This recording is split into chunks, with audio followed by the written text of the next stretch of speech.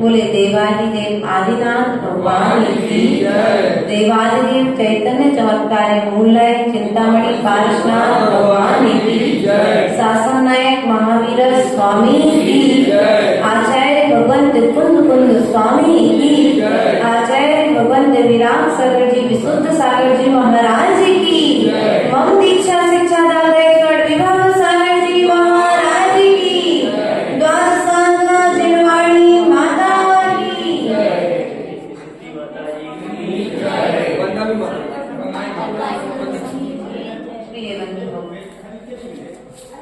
नई सुबह नई उमंग और नए विचारों के साथ में गुरु चरणों में भक्ति त्रय नमोस्तु करके आज की सभा को हम प्रारंभ करेंगे। दान देकर नाम की इच्छा रखने वाले लोगों का नाम नहीं होता। दान देकर के नाम की इच्छा रखने वाले लोगों का नाम नहीं होता, उन लोगों का सम्मान नहीं होता। इसलिए हमारा आपसे कहना है, दान देकर के नादान मत बनो, नाम की इच्छा करके।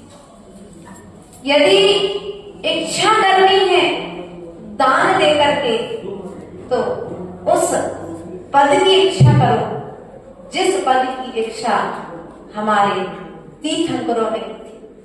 जिस पद की इच्छा हमारे मुनि राजाओं ने की थी, जिस पद की इच्छा हमारे गणधर, चक्रवर्ती, सौधर्मेंद्र आदि ने की थी, इसलिए दान देकर के नाम की इच्छा मत करो, क्योंकि यदि नाम चाहोगे तो तुम्हें नाम नहीं मिलेगा, बल्कि दान देने के बाद तुम इच्छा के कारण कर्म से बंध जाओगे।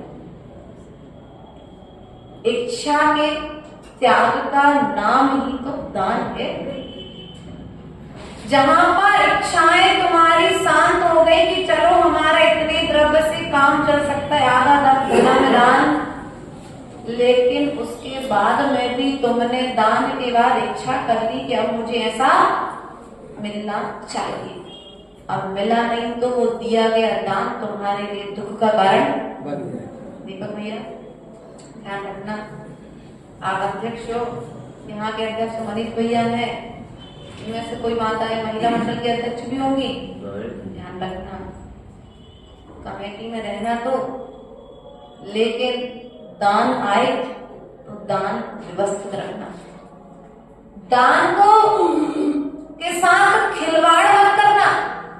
जैसे अपने दुकान का पाई का हिसाब रखते हो, वैसे ही मंदिर में आए हुए दान का हिसाब रखना और उस दान का सदुपयोग करना, वरना व्यक्ति दान देने के बाद और कमेटी दान लेने के बाद त्रिंच गति के दुख को भूलती है, क्योंकि दान देने के बाद व्यक्ति अहंकार में भूल जाता है, मैंने इतना दान दिया है, मेरे बराबर तो दूसरा कोई दानी लेने वाला, लेने के बाद उसकी बुद्धि कहीं सब जगह नहीं, कुछ लोगों की बुद्धि भ्रष्ट हो जाती है और वे धन को पाकर उस धन से मायाचारी कर लेते हो, मायाचारी के फल से वितरण जगती के दुख को। इसलिए आपको मंदिर की व्यवस्थाएं बनाने के लिए पदों पर रखा गया है और आप श्रावकों का धन मंदिर की व्यवस्थाएं बनाने के लिए दिया गया है, ना कि उसका। और हमने देने वाले ने दे दिया, लेने वाले ने ले लिया, लेने वाले ने मायाचारी की सो ऊपर हो गए और देने वाले ने देने के बाद मायाचारी की सो।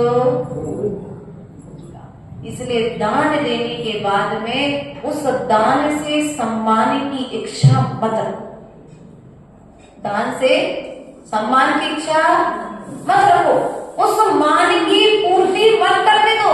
आपने दान दिया, हमने दे दिया था, अब कमेटी नाम भूल गई तो भी कोई बात नहीं, लेकिन होता क्या है, विवाद की जड़ जहाँ पर नाम आता है, अर्थात आचार्य भगवत समंत भद्र स्वामी ने रत्नकरंड श्रावकाचार्य ग्रंथ राज में कहा है कि जो 8 प्रकार के मदों से रहित होता है। मद कितने होते हैं? ज्ञानम, पूजम, कुलम, जाते, बल, वृद्धि।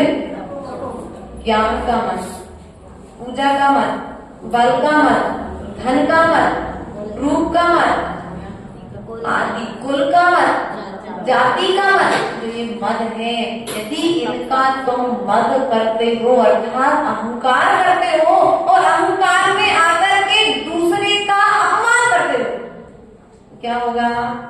आज तुम्हारे पास बल है तो तुम शक्ति पूर्वक दूसरे को खूब अपमान करो, जब तुम नरकों में जाओगे असुर कुमार नाम के देव उस अपमान का बदला लेंगे। इसलिए धन देकर के अहंकार मत करो और अहंकार में आकर के किसी का अपमान। नाम चाहते हो, दान का फल चाहते हो, लोग कहते हैं माता जी हम तो सब कुछ अच्छा कार्य करते हैं, लेकिन अच्छा कार्य करने के बाद में भी हमें बुरा फल मिलता है।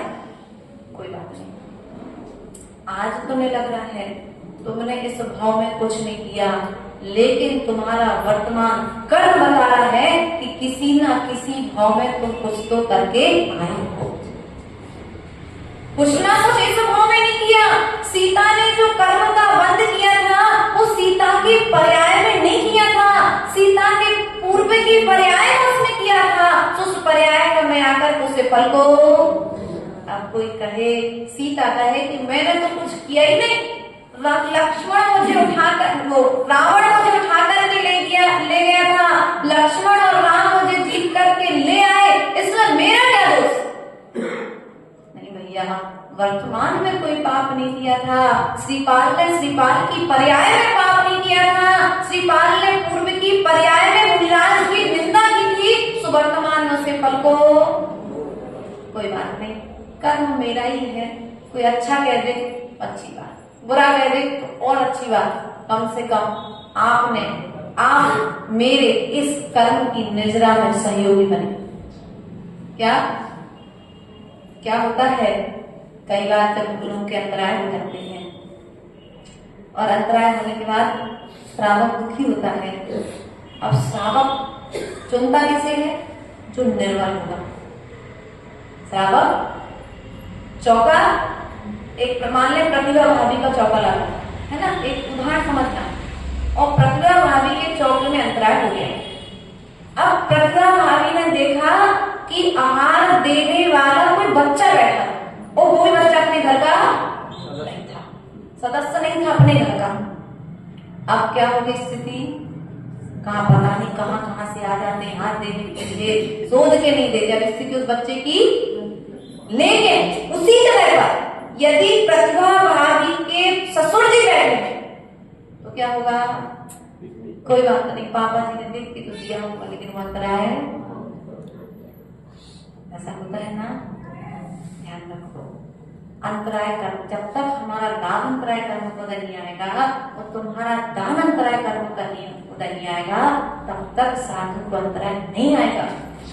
साधु तो उस समय ये विचार करता है कि मैंने तो 365 दिन भोजन करता हूँ, आज तो अंतराय आया है, आज मेरा कर्म उदय में आप मेरे लिए सहयोगी बन गए, आप मेरे लिए कर्म निर्जला में सहयोगी बने, अर्थात आपका उपकार है। ऐसा विचार करके समता का पाठ अपने भीतर में श्रावण दान चौका लगाया था, आहार दान करना था, लेकिन दान का फल तुम्हें, क्योंकि एक सम्यक दर्शन से भरी हुई आत्मा तुम्हारे दरवाजे पर आई थी और तुमने क्रोध करके उसके सम्यक दर्शन को छुड़ा दिया। अब उसकी श्रद्धा टूट जाएगी, मुझे आहार देने नहीं जाना। श्रावक इस प्रकार से, कोई बात नहीं बेटा, एक बार अंतराय आया है, अब तुम कल आकर के अच्छे शोधन करके आना करना। ये शिक्षा मुझे मेरे गुरु ने दी थी। मुझे याद है 2010 जब हम गृहस्थ जीवन में थे और हमारे हाथ से एप्पल या ककड़ी दे रहे थे, अच्छे से याद है, और देते हुए इसमें सफेद बाल, इतना सा बाल, और गुरुदेव का अंतराय देखा तो उसने शोधन से, तो हमने देखा, जिनका चौका था उन्होंने देखा, लेकिन अंतराय आ गया। अब इस डर से एक तो अंतराय आ गया और दूसरा घर जाएंगे तो मम्मी डांटेगी, तो घर पे जाकर के भी भोजन नहीं किया, और जिसके चौके में उसने घर भी भोजन नहीं किया, इससे अच्छा उपास कर ले। कल जब तक महाराज का आहार निरंतर नहीं हुआ तब तक आहार नियम ले लिया, अपने स्कूल चलेगा, सब कार्य करके शाम को जब 5 बजे 6 बजे 5:30 बजे लगभग महाराज जी बस पहुंचे प्रतिमा के समय में। महाराज जी ने कहा बेटा भोजन कर लिया? चुप रहे, तो बोले जाओ भोजन करके आओ। ऐसा करके पूरे में बात फैली कि आज का उपास कर लिया करके, उसके पश्चात दूसरे दिन महाराज जी ने, हमने महाराज जी हम कल से आपके हाथ कराने, हमारे हाथ से अंतराय, तो महाराज जी बोले बेटा कल मेरा नियम है, जब तुम आहार कराने खड़े हो गए तभी हम आहार करेंगे। फिर भी पड़गाम हो गया, चौके तक महाराज पहुंच गए, हम बाहर सांपों की तरह खड़े, महाराज ने कहा 16 पहन करके आप मंच की बात करके।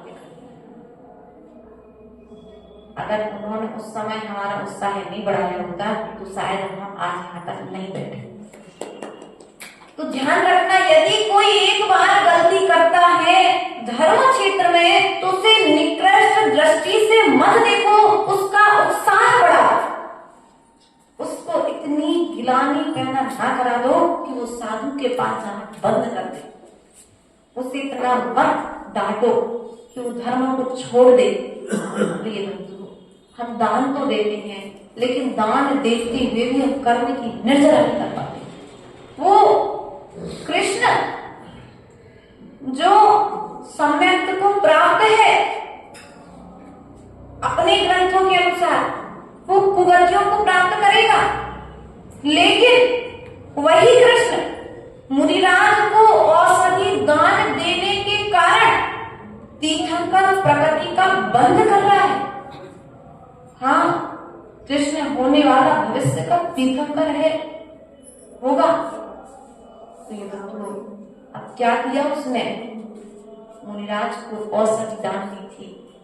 एक मुनिराज को कोई बीमारी थी और बीमारी में औषधि चलनी थी, तो मुनिराज को यदि बता दे, किसी पर्सनल चौके में यदि करते व्यवस्था, तो मुनिराज नहीं लेते।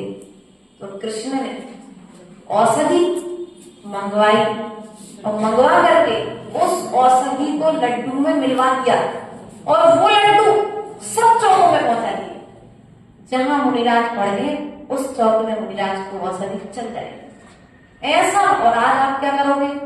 को करो सारी जगह व्यवस्था, एक चौका पे दूसरे अच्छी तरह। हाँ, होता है माताओं, ध्यान रखना। वो कृष्ण की भक्ति देखो, उसने ऐसा कई दिनों तक किया और ऐसा करने से मुनिराज का रोग ठीक हो गया और ऐसा करने से दान के फल से कृष्ण ने तीर्थंकर का प्रगति का बंध कर दिया। हमारा आपसे कहना है, भक्ति तो करो लेकिन विवेक होगा, दान तो करो लेकिन विवेक होगा। दान देते हुए, भक्ति करते हुए कहीं कर्म से बंध ना जाओ। कर्म निर्जरा के लिए आपको धर्म क्षेत्र में बुलाया है, लेकिन धर्म क्षेत्र में आने के बाद में भी हम कर्म से बंध रहे हैं। बड़े बड़े मंदिर बनाने के बाद में भी हम पाप से बंध रहे हैं, कसाय से बंध रहे हैं। इसका कारण क्या है? क्योंकि देने के बाद व्यक्ति लेने की इच्छा रखता है। वह अक्रत पुण्य का जी, कल सुन रहे थे हम कहानी अक्रत पुण्य की। उसके पूर्व में अक्रत पुण्य ने ऐसा कौन सा पाप किया था जिसके पाप के फल से वह अक्रत पुण्य की पर्याय में है? और अक्रत पुण्य की पर्याय में ऐसा कौन सा पुण्य किया कि वही जीव धन्य कुमार बना और धन्य कुमार की पर्याय में आकर के दीक्षा लेकर के अपना कल्याण कर दिया उस जीव ने।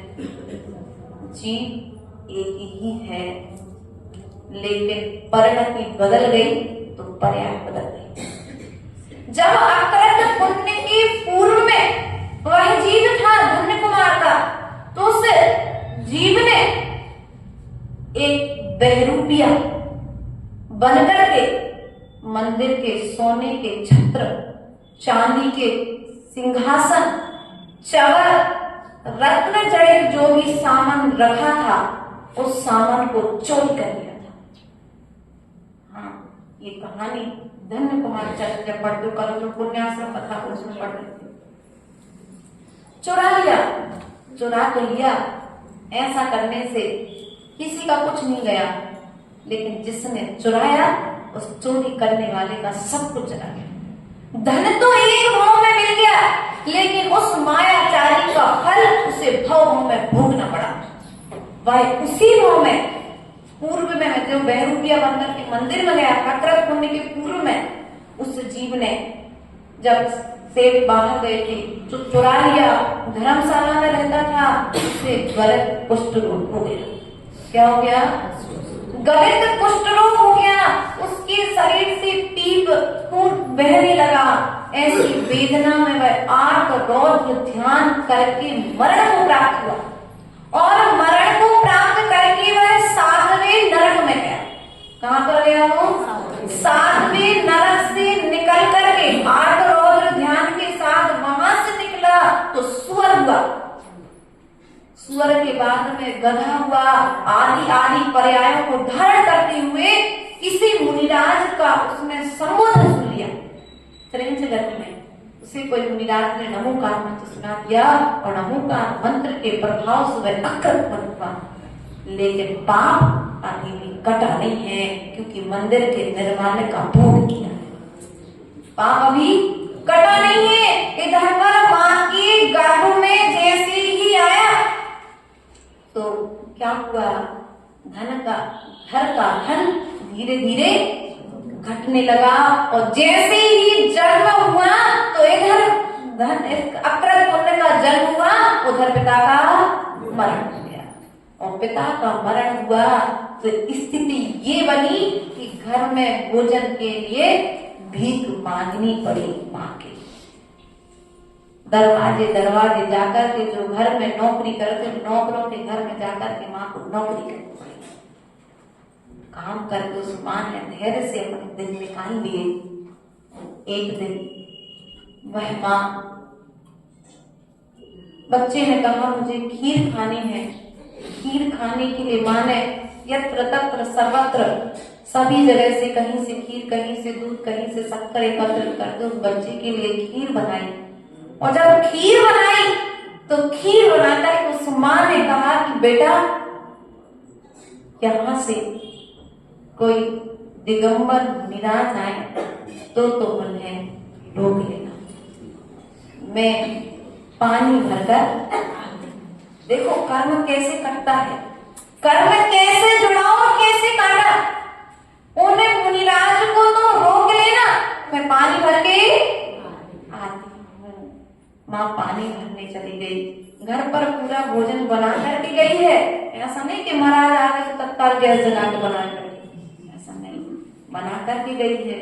और बनाने के पश्चात में आई तो देखती है कि अक्रत पुण्य एक निर्ग्रंथ मुनिराज के चरणों में पैर पकड़े हुए पड़ा हुआ है। अक्रत पुण्य मुनिराज से कह रहा है कि मुनिराज रुको रुको, मेरी माँ ने खीर बनाई है, आप खीर खा के जाना। वो दृश्य कितना अच्छा दृश्य रहा उस बच्चे की भक्ति।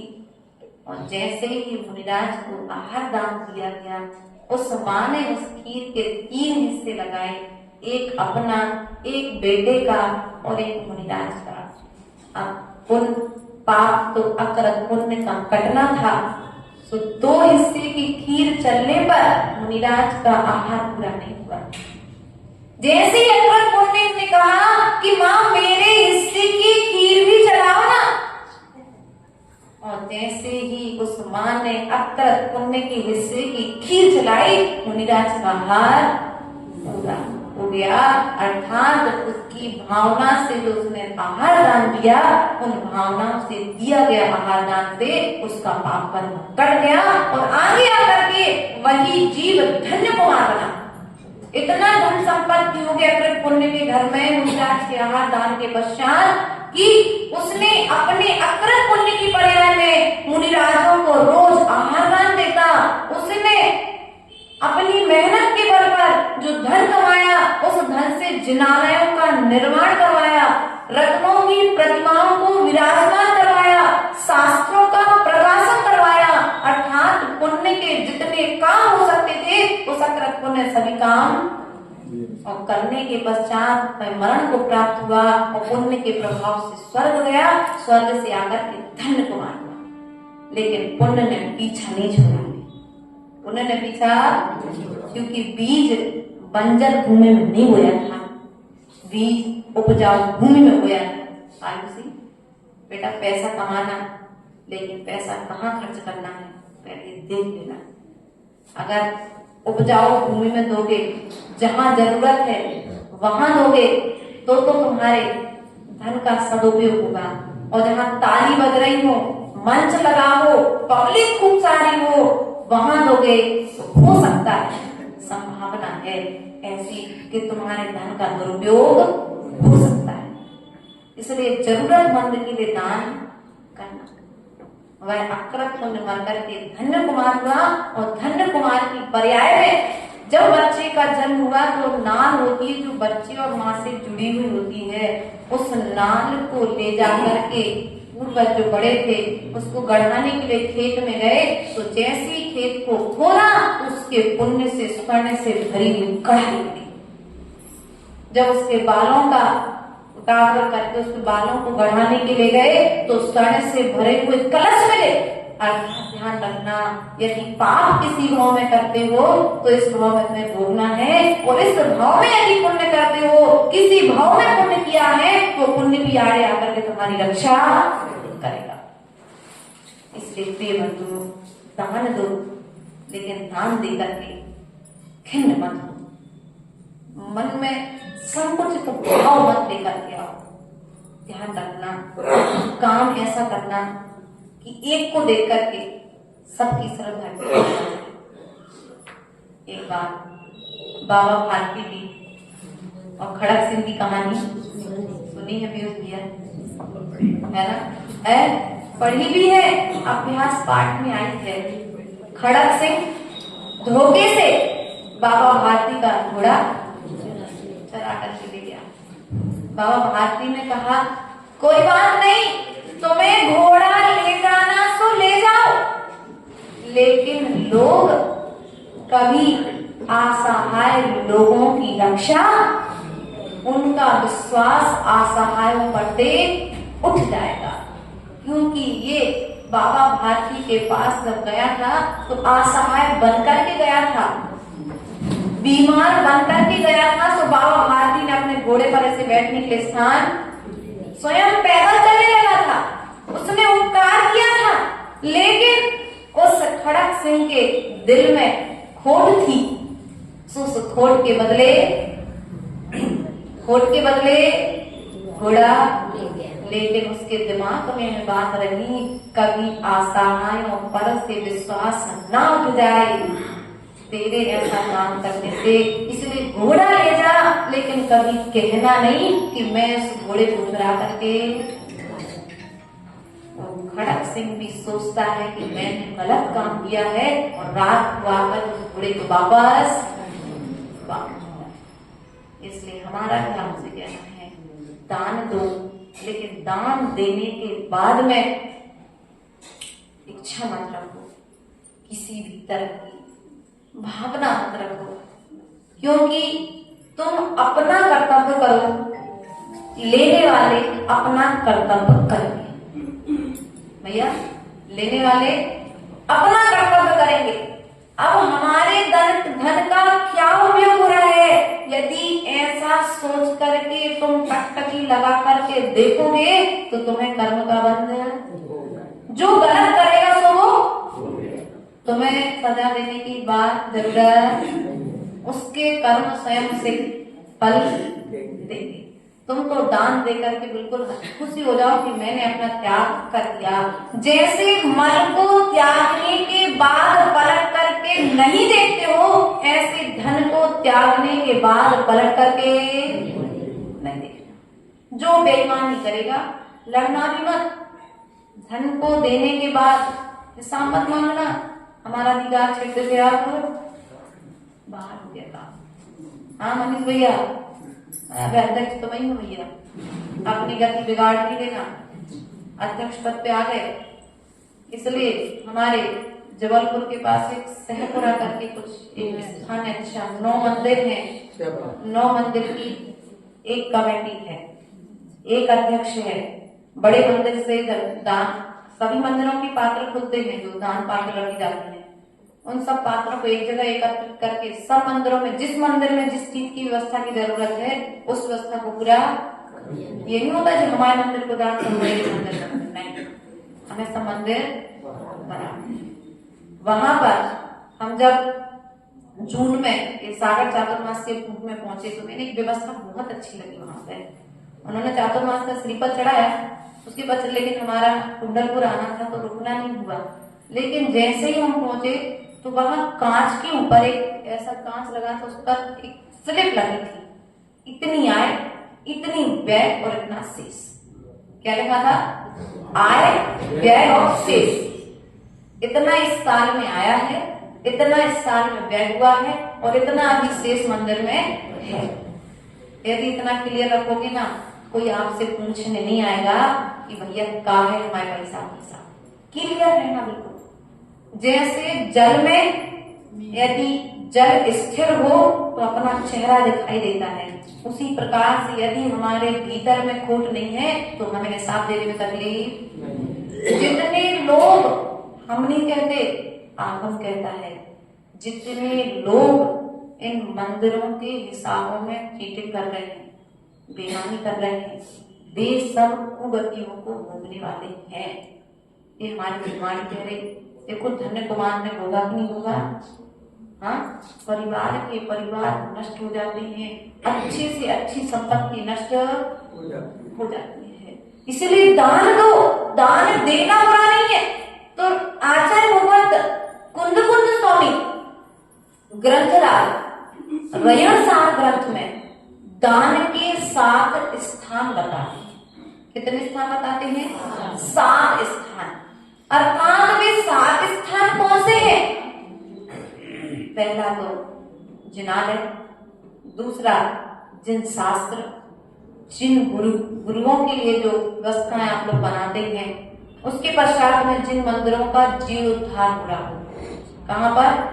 जहां पर जीर्णोद्धार हो रहा हो, कहीं पर पंचकल्याण प्रतिष्ठा महोत्सव हो रहे हो, ऐसे स्थानों पर जाकर के हमें दान देना। लेकिन हमारा दान, जहां जरूरत है वहां पर दान, हमारा दान कहां पर जाता है? जहां पर एक बड़ा सा मंच हो, बड़े सारे लोग हो, अच्छा बढ़िया संगीतकार लगा हुआ हो, वहां पर हमारी जेब ढीली। जहां जरूरत है वहां पर हमारी पैसे का उपयोग कहीं पर। डांसी वाले ऐसा नहीं करते।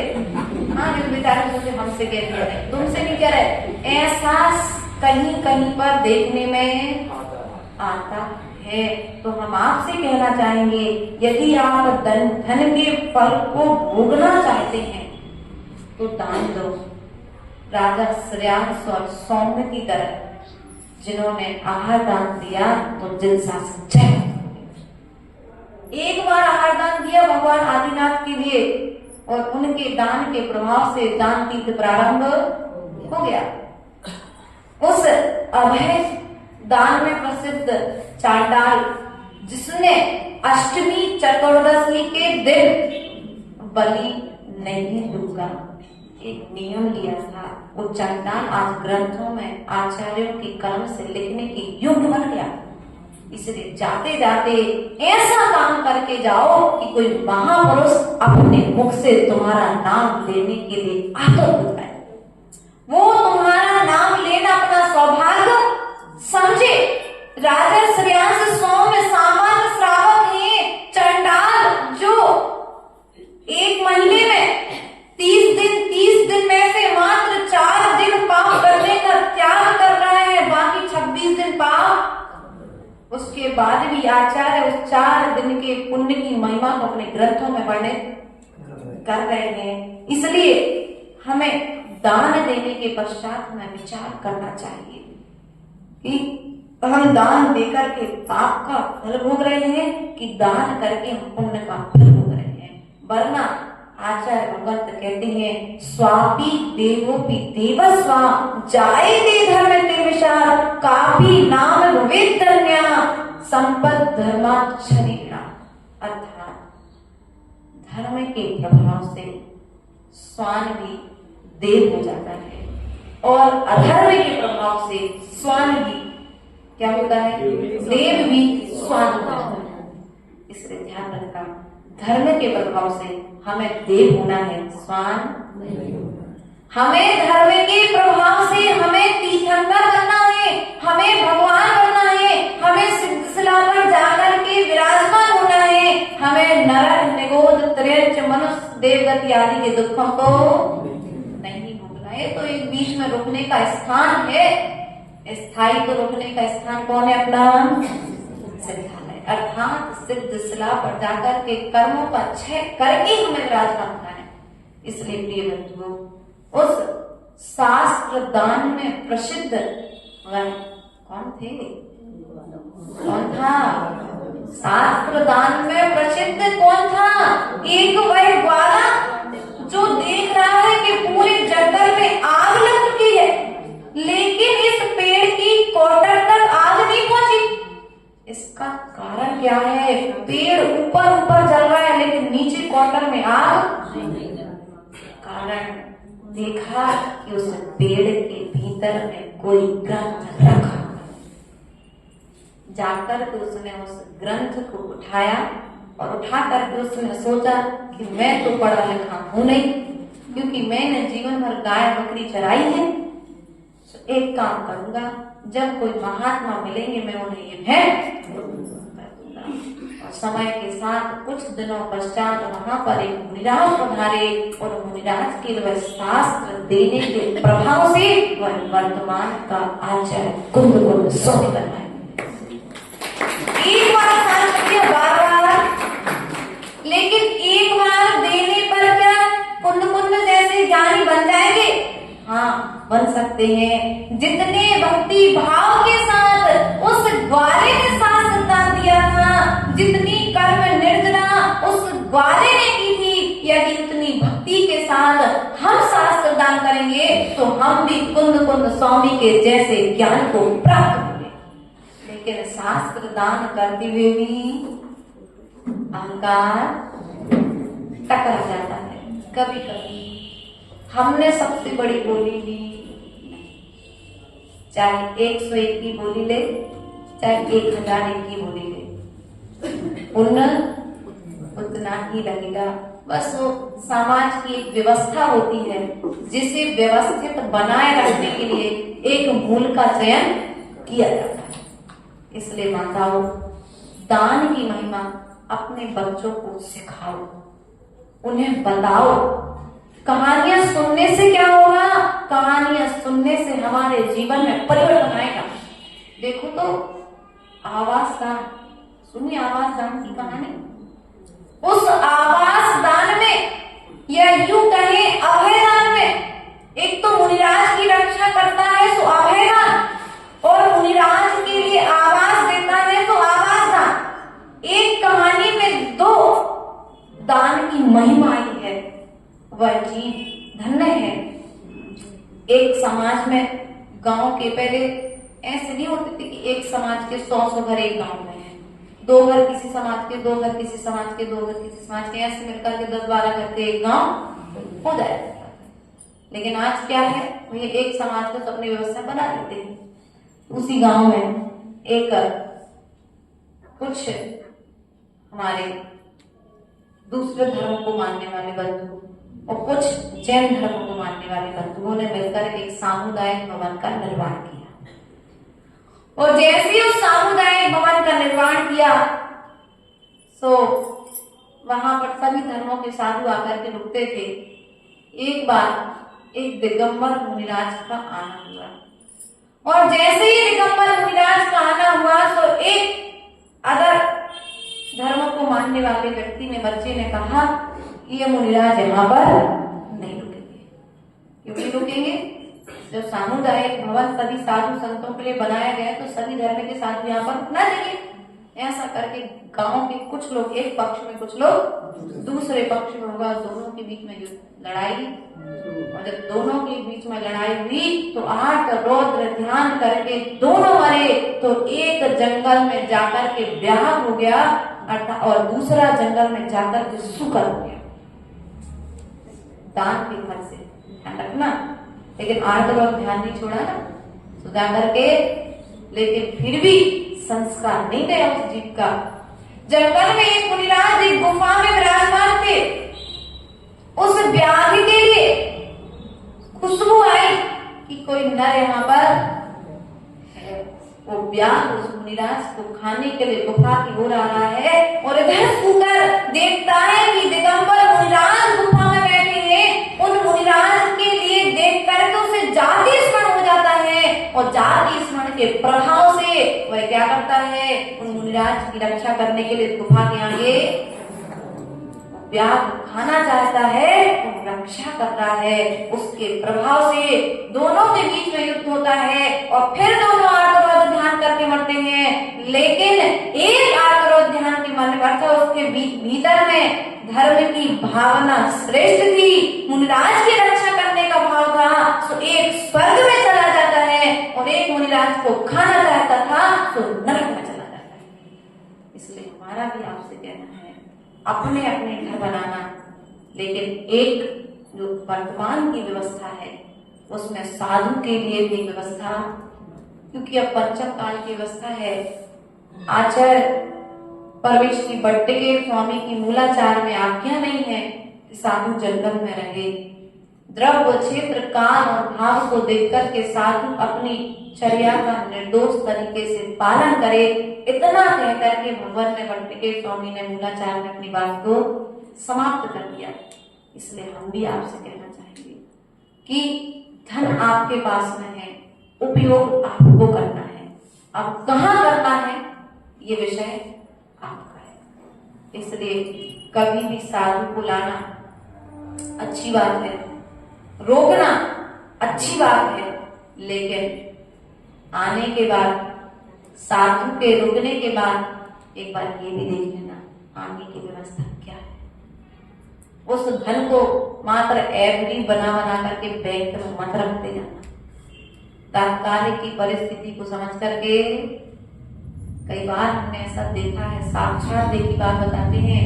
एक नगर में पंच कल्याण महोत्सव हुआ, मैं भी उस पंच कल्याण महोत्सव में पहुंची और एक दो महाराज जी और थे, लेकिन पंच कल्याण महोत्सव हो गया, फिर हो गई, लोग भोजन करने चले गए, महाराज अकेले विहार कर रहे, ना लाने वाले को कोई मतलब, न ले जाने वाले का कोई। इसलिए माता बाद में कदम उठाना पड़े, उसके पहले कदम मनीष भैया अपने मंदिर में, मंदिर की व्यवस्था के लिए तो एक गोलक रखना, लेकिन एक व्यवस्था रखना जिसमें आहार, औषधि और व्यवहार की व्यवस्था के लिए मंदिर के गोलक से तुम्हें साधु की व्यवस्था न करना पड़े।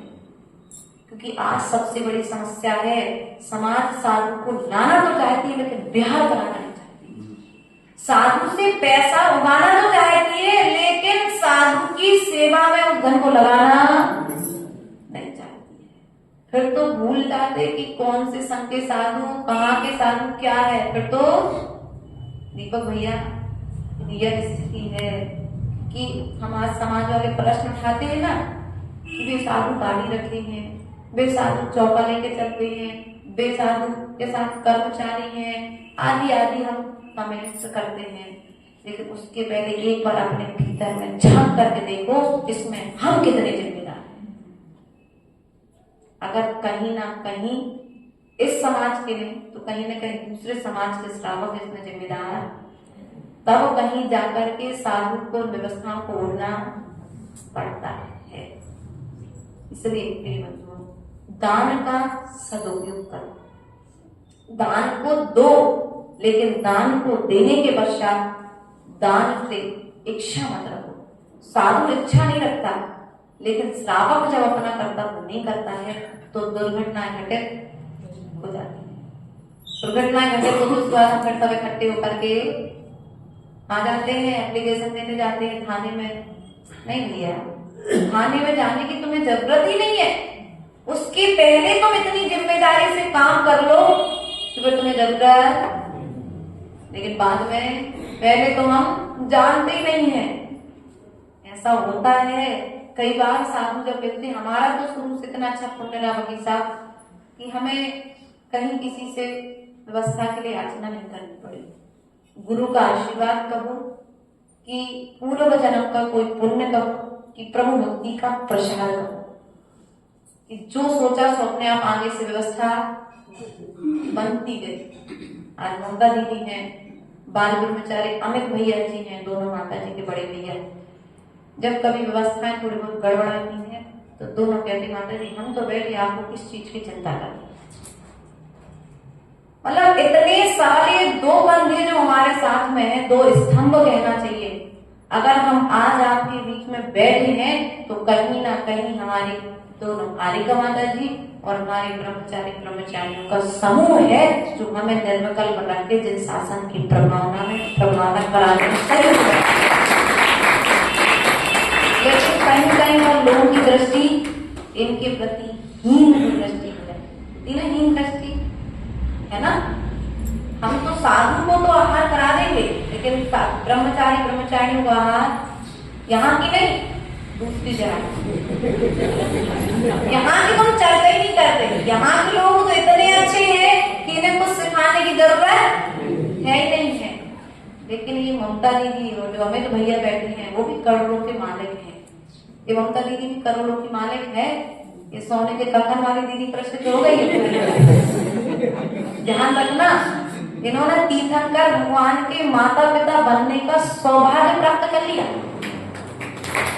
छोटी उम्र की मात्र 34 वर्ष की उम्र में आचार्य भगवत विद्यासागर जी महाराज के सानिध्य में उनको कई बार आहार दे दिया। तो कहने का तात्पर्य आपसे ये है कि कभी कोई तुम्हारे दरवाजे पर साधु की सेवा में यदि लगा हो तो उसका अपमान मत करना, क्योंकि भिखारी इस मार्ग पर नहीं आते हैं, इस मार्ग पर पुण्यात्मा जीवन। किसी के घर पर कमी नहीं है, लेकिन पुण्य घर में रह करके नहीं हो सकता जितना पुण्य साधु के साथ रह करके हो सकता है। तो चक्रवर्ती भी अपनी धन संपत्ति को छोड़ करके दीक्षा लेने के लिए ध्यान रखना। आप लोगों से हमारा विनम्र निवेदन है कि दान देना, लेकिन एक बार स्थान देख लेना कि हमारे धन का यहाँ पर सदुपयोग होगा कि नहीं होगा।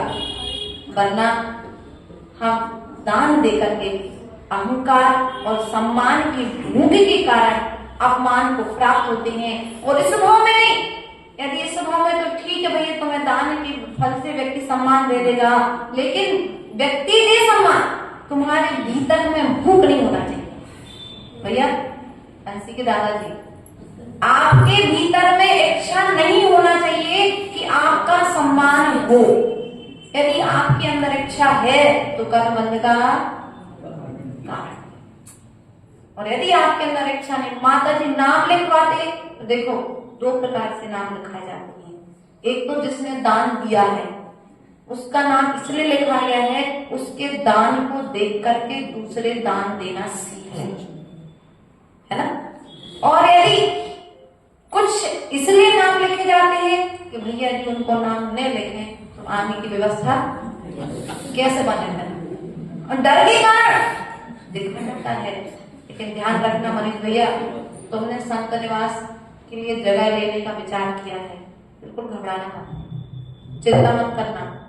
जिसके पुण्य की कमाई होगी ना वो संत निवास में आकर के लगेगी, और जिसके पुण्य की कमाई नहीं होगी तो उसके दरवाजे जाओगे कि वो करोड़ों का मालिक है, वो तुम्हें दे देगा, तो वो देगा नहीं, क्योंकि उसके पास पुण्य की कमाई नहीं।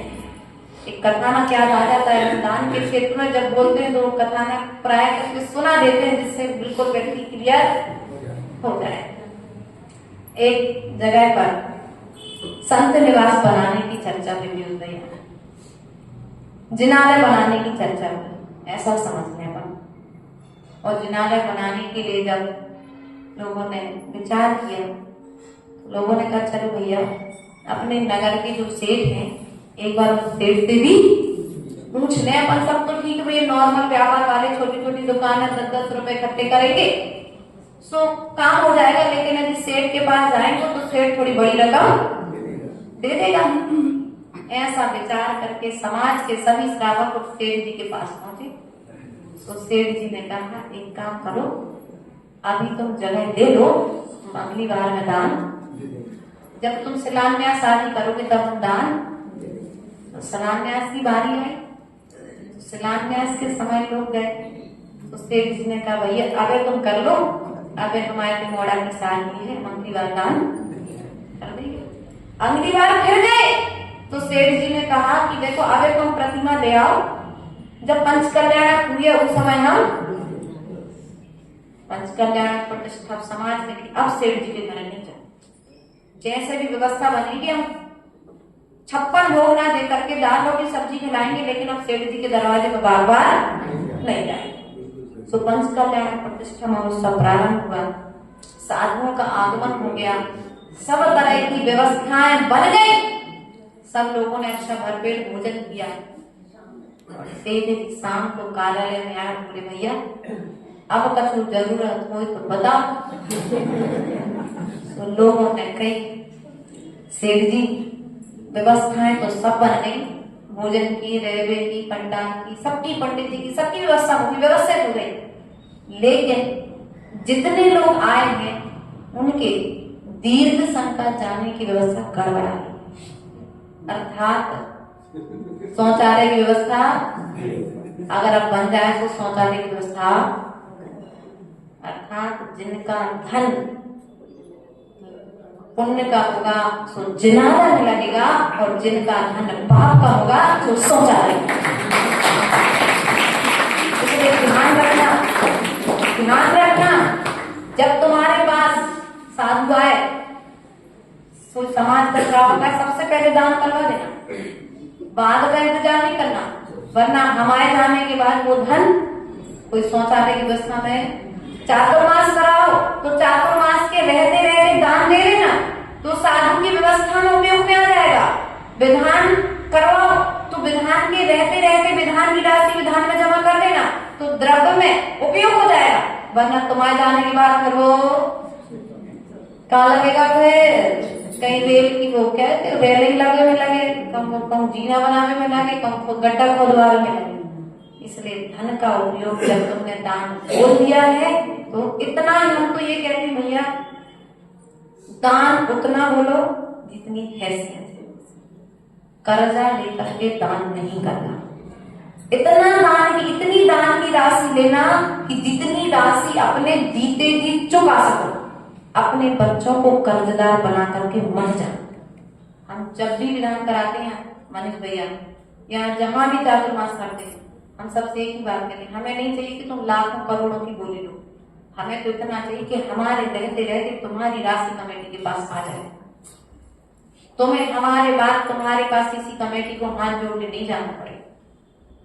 इसलिए यदि पुण्य का फल भोगना है तो कागजों पर दान मत लिखवाना, उस दान राशि को तत्काल लेकर के दे देना, कोई जरूरी नहीं है, क्योंकि बूंद बूंद से भी घड़ा बनता है। यार आज देखो भैंस देवी नाम सुना आप लोगों ने, आपके आए भी थे, वो भैंस देवी बिल्कुल हमारे हिसाब से जब गए तो बिल्कुल जीरो था, हमारे हिसाब से जीरो था, 2 लोग अभिषेक कर रहे थे, आज जाके देखना उस मंदिर में। कल यहाँ पर एक भाभी जी भी बता रही थी 9 नंबर लाइन में जिनके पहला हुआ, कौन आपके यहाँ, आपके यहाँ है ना, तो वो बता रहे बोले भाई कोई बहुत दूर की मौसी है वहाँ, तो बोली वो आप भैंसदेवी का नाम लेते हो, भैंसदेवी में तो ऐसा परिचय है वहाँ का, लेकिन हमने कहा आज तुम जाकर के देखो वहां पर 32 बच्चे नौजवान भगवान का रोज कुएं के जल से अभिषेक कर रहे हैं। वे बच्चे दिन रात मेहनत करके मंदिर का जीर्णोद्धार कर रहे हैं, थोड़ी सी प्रेरणा दे दी। आज उस जिनालय के पंच कल्याण के लिए लगभग 35 पिछियों का सानिध्य प्राप्त हुआ। कितनी पिछी? 1-2 नहीं, पूरी लगभग इसलिए लगा दिया कि भैया कुछ साधु आना हो सकता है, इंदौर जाना है तो कैंसिल भी हो सकते हैं, लेकिन वर्तमान में समाचार हमारे पास, क्योंकि आज वो लोग बॉम्बे आचार्य हृदय पर पहुंच चुके हैं और बम्बई से चल करके आचार्य का सीधा रास्ता था 500 किलोमीटर आचार्य को एक्स्ट्रा पड़ रहा है, लेकिन 1400 साल प्राचीन पारसनाथ भगवान की कृपा दृष्टि ऐसी हुई कि जहां गुरुदेव सोच रहे थे देखेंगे करेंगे, और आचार्य गुरुदेव ने कहा कि अब हम जरूर उस पंच कल्याण प्रतिष्ठा महोत्सव में आएंगे। और लगभग 25 पिछी बम्बई से चल करके मुक्तागिरी तक आएंगी और मुक्तागिरी से और संघ से अभी अलग अलग बिहार कराए थे आचार्य गुरुदेव चातुर्मास के, वो आरिका माता जी मुनिराज लोग सब एक साथ होकर मुक्तागिरी से 60 किलोमीटर है भैंसदेवी, और कभी यदि जाओ मुक्तागिरी तो जरूर उस भैंसदेवी जिनालय के दर्शन करना, क्योंकि वो पारसनाथ भगवान जो मुक्तागिरी में विराजमान है और जो भगवान अपने भैंसदेवी विराजमान है, दोनों प्रतिमाओं की प्रतिष्ठा एक ही सन में की गई है, अर्थात दोनों की प्रशस्ति एक है, एक साथ प्रतिष्ठित प्रतिमाएं हैं। हमें तो लगता है जो चमत्कार मुक्तागिरी के पार्श्वनाथ में है वही चमत्कार हमारे भैंसदेवी के पार्श्वनाथ के भीतर है, तो चमक रहा है। बच्चा बच्चा जिनालय को कोई पानी सींच रहा, समाचार आता है कोई पानी सींच रहा है, कोई कहीं लगा हुआ है, कोई कहीं लगा हुआ है, अपने तरीके से मेहनत और पूरा मार्गदर्शन चल रहा है। हमारे अमित भैया जी जो मंडी से हैं, दोनों माता जी के बड़े भैया हैं, एक ही परिवार की दोनों बहनें हैं। उनके कितने थे? 5 थे। 5 में से 2 घर में और 3 अब तुम्हारे एक ही है, क्या करोगे? अगर एक भी है तो ध्यान रखना, कभी मोक्ष मार्ग पर बढ़ने से रोकना।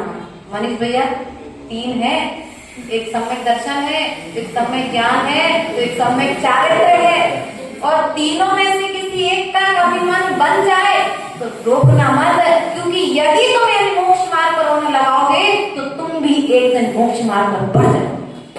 वे तुम्हारे लिए अंतिम समय में रहूंगा मंत्र। यदि ब्राह्मणी सुंदरी नहीं बनी होती आएगा तो हम भी आ जाएगा, और यदि तुम्हारे नगर से अभी तक कोई गौरव है कि नहीं है? सब गोबर है नहीं, गौरव बनने का प्रयास करो।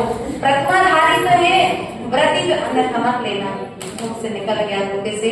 ध्यान रखना, आप बहुत अच्छे श्रावक हो, लेकिन पुरुषार्थ करो, अंतिम समय तक कम से कम व्रती बन करके अपने मोक्ष मार्ग की यात्रा प्रारंभ करें।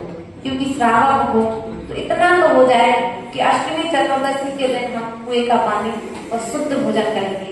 अष्टमी चतुर्दशी के दिन हम मुनिराज का पड़गाहन करेंगे।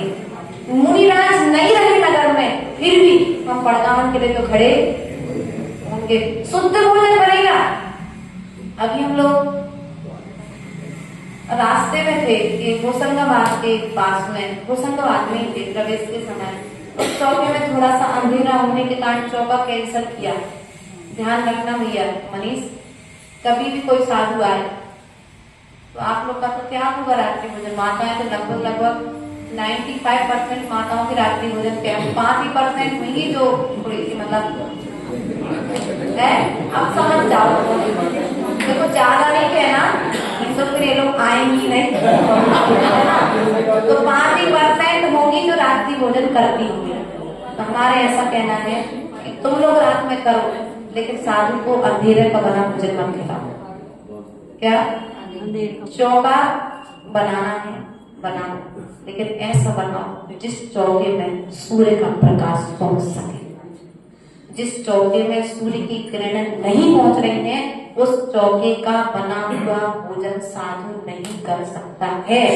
और यदि आप मायाचारी करते हो तो उस मायाचारी के प्रभाव से साधु की चर्या में दोष लगेगा। साधु कहीं ना कहीं प्रमादी, और फिर कहोगे हमने क्या करूं, हमने तो दर्चे भोजन कराए थे भैया, दिन के बने कराए थे कि रात के बने कराए। वो स्याही अंधेरे को देख करके उस बावड़ी में पानी नहीं पीता है। ऊपर में सूर्य का उदय है और नीचे में बावड़ी में अंधेरा है, और श्रावक मायाचारी करके कई जगह पर ऐसा हो जाता है। इसलिए कभी भी कोई साधु है मनीष भैया, हमेशा 2 चौकी लगवाना। एक साधु को 2 साधु कितने भी हो, 2 चौके इसलिए लगवाना कि तत्कालीन परिस्थिति में यदि एक चौका कैंसिल होता है तो दूसरे चौके में साधु तत्काल, एक चौके से निकले तो दूसरे चौके में, लेकिन चौका एक ही लगाओ तो फिर अब काम हुई है, या फिर लड़ाई हुई है, या फिर क्लेश संकलेश करोगे, आपस में बैठ करके एक दूसरे को सुनाओगे। इसलिए संकलेश से यदि बचना है तो हमें पहले से व्यवस्थाएं व्यवस्थित, धर्म करते हुए भी हमें कर्म से बचना है। किससे बचना है? धर्म करते हुए हमें कर्म बंध से बचना है। धर्म करते हुए कर्म बंध से बचने का उपाय यही है कि विवेक पूर्वक धर्म करो तो कर्म का बंध नहीं होगा। इन्हीं भावनाओं के साथ बोले परम पूज्य आचार्य विभव सागर जी महाराज की अहिंसामयी विश्व धर्म की। एक बात और आपसे कहनी है, करते भजन नहीं खड़े, 2 मिनट की बात है। अपने यहाँ गौशाला चलती है और देखो आचार्य भगवत विद्यासागर जी महाराज की बड़ी कृपा दृष्टि है कि उनकी प्रेरणा से नगर नगर में गौशालाओं का संचालन। जिस गाय माता का आप दूध पीते हो तो कम से कम अपने जन्मदिन के दिन, आपकी एनिवर्सरी, बच्चों के जन्मदिन, जो भी अच्छे दिन आपको पड़ते हैं, उन दिनों में जा करके उन गायों का संरक्षण, आपकी वहां पर किस रूप में जरूरत है, वहां पर उसको पूरा एक बार गौशाला की ओर भी आप लोग को ध्यान देना चाहिए।